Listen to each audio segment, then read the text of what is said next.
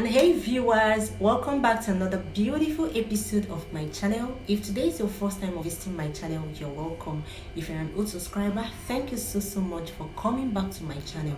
And if you haven't subscribed to my channel, please kindly hit the subscribe button, turn the notification bell on to get notifications whenever I post new video. So in today's vlog, I'm going to be talking about peptic ulcer disease. So if you're interested in watching this video, please make sure you watch this video till the end, because I'm sure you're gonna learn something vital from watching this video.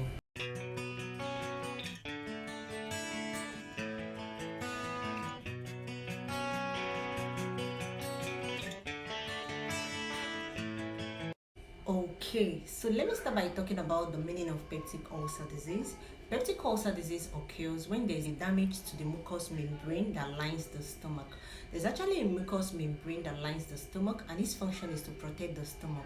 So when there is excessive secretion of hydrochloric acid, as you all know, it's actually called HCl. When there is secretion of excess HCl in the stomach, it damages the mucous membrane that lines the stomach, and this is called peptic ulcer disease. You might be asking why the stomach secretes HCl. HCl is actually found in gastric juice, and its function is to aid digestion. It helps in breaking down food substances for easy digestion. Let's talk about the types of peptic ulcer disease. There are two common types of peptic ulcer disease.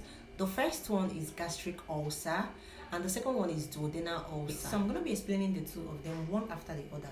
Gastric ulcer occurs inside the stomach, while duodenal ulcer affects the upper part of the small intestine, which is known as the duodenum. Let's talk about the causes of peptic ulcer disease. There are two major causes of peptic ulcer disease. The first one is H. pylori bacteria, while the second one is use of NSAIDs. What is NSAID? NSAID stands for non-steroidal anti-inflammatory drugs. So these NSAIDs are actually used for relieving pain. Example of an NSAID is diclofenac ibuprofen. So when you use this NSAID for a very long time, there is tendency that it will cause peptic ulcer disease. What are the signs and symptoms of peptic ulcer disease? The signs and symptoms of peptic ulcer disease includes chest pain, there is upper abdominal pain, there is this pain that usually occurs at night, feeling of fullness, probably after eating. There is indigestion. Indigestion is also known as dyspepsia. That's difficulty of the food which you've eaten to digest. There's also heartburn. You begin to feel a heartburn sensation. You may also experience nausea or vomiting. So these are the common signs and symptoms that you will experience, and you know that you have peptic ulcer. So there is also severe signs and symptoms of peptic ulcer disease, but this one usually occurs less often. The first one I'm going to be explaining is hematemesis. Hematemesis means vomiting stomach contents which has blood in it. There is also melena. Melena means passing stool that has blood content. You find out that the stool is dark in color and doesn't have the normal color of a stool. There is also dyspnea. Dyspnea means difficult in breathing. You may also experience unexplained weight loss. You begin to lose weight and you can't actually explain the reason why you are losing weight. There is also changes in your appetite. You begin to have abnormal appetites. You might not feel appetite. You might not have the appetite to eat. If peptic ulcer disease is not properly taken care of, there is tendency that some complications are likely to occur. So what are the complications that are likely to occur as a result of peptic ulcer disease? The first one is internal hemorrhage.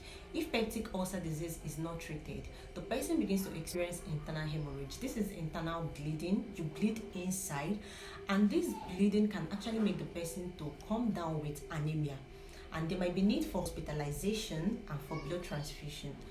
Another complication is perforation. You find out that there is hole or perforation in the stomach or small intestine, and when there is this perforation, the person is prone to having infection of the abdominal cavity, which is known as peritonitis. Another complication is obstruction in the abdominal cavity. When there is obstruction in the abdominal cavity, there is difficulty of the food to pass through the abdominal cavity properly, and the person begins to have a feeling of fullness, the person begins to vomit and begins to lose weight.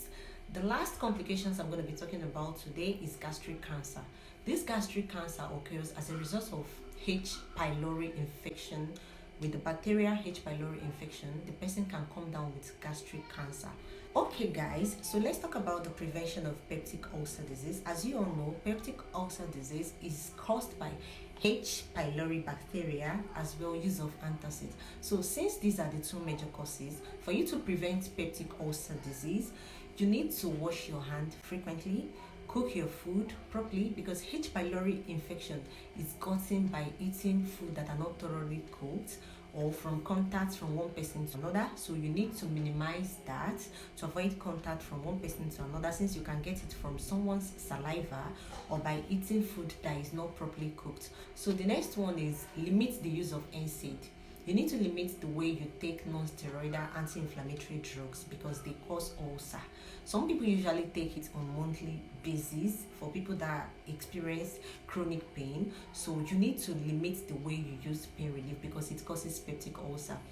Since we've talked about the meaning of peptic ulcer disease, the types, the causes, the signs and symptoms, prevention, complications, I believe you might also want to know the treatment of peptic ulcer disease. So peptic ulcer disease can be treated by use of medications. The medications which is commonly used is antacids. Antacids are drugs that neutralize the acid content of the stomach. However, if the peptic ulcer disease is caused by bacteria, which is the H. pylori bacteria, then you need to add antibiotics to the treatment regimen.